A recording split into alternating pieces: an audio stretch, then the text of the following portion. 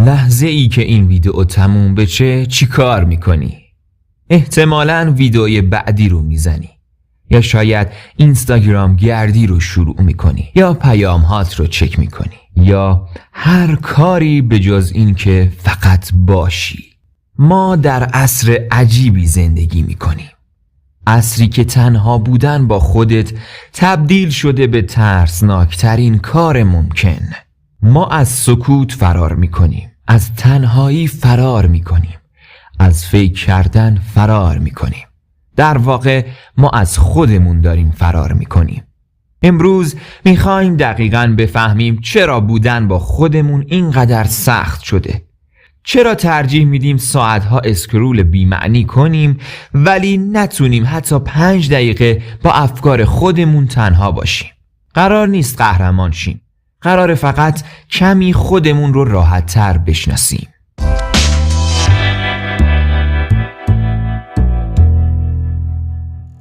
اقتصاد توجه و طراحی فرار. اولین مقصر رو بشناسید، گوشی هوشمند شما، اما نه خود گوشی بلکه طراحان آن. این دستگاه ها دقیقاً برای این طراحی شدن که نذارن تنها بمونید.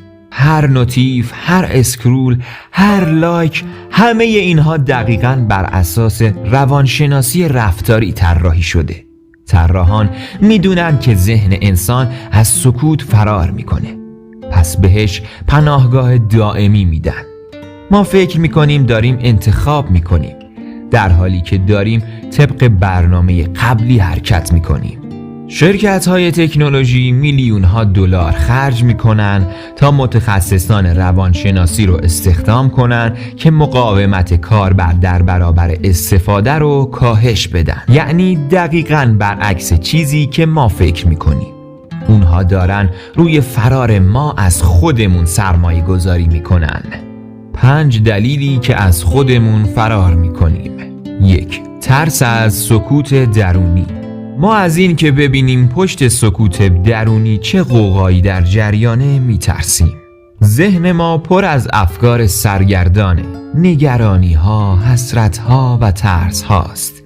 بودن با خودمون یعنی مواجهه با این غوغا. 2. فرهنگ همیشه مشغول بودن. ما در فرهنگی زندگی میکنیم که مشغول بودن رو برابر با ارزش بودن میدونیم. اگر مشغول نباشی یعنی تنبلی، یعنی بی هدف بودن. پس ما مدام خودمون رو مشغول نگه می‌داریم تا ثابت کنیم وجود داریم.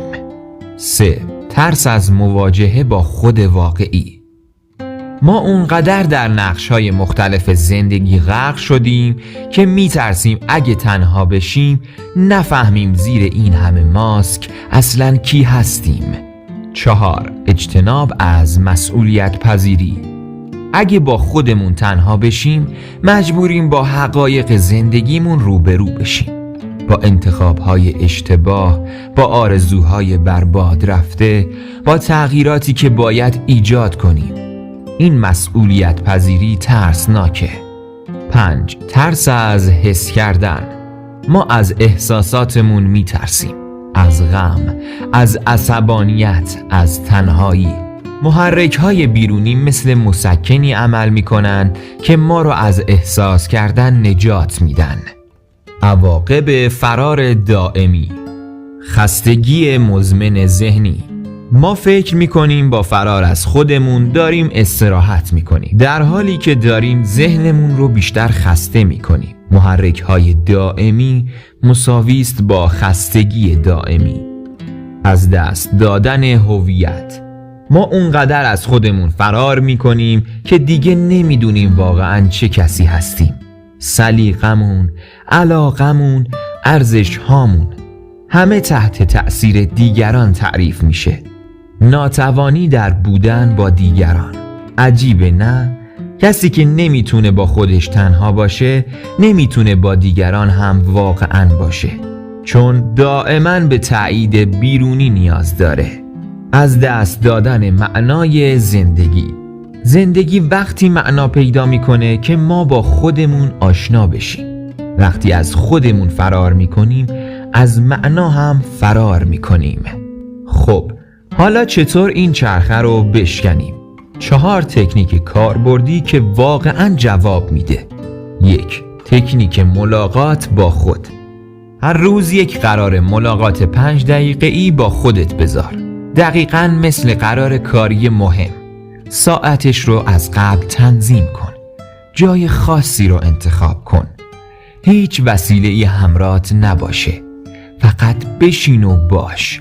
هدف عادی سازی تنها بودن. 2. تکنیک پرسش‌های کوچیک. هر جلسه از خودت یک سوال ساده بپرس. امروز چطور بودم؟ چه حسی دارم الان؟ چیزی هست که میخوام تغییر بدم؟ هدف ایجاد گفتگو با خود. 3. تکنیک حضور در بدن. وقتی ذهنت شروع به فرار میکنه به بدنت برگرد.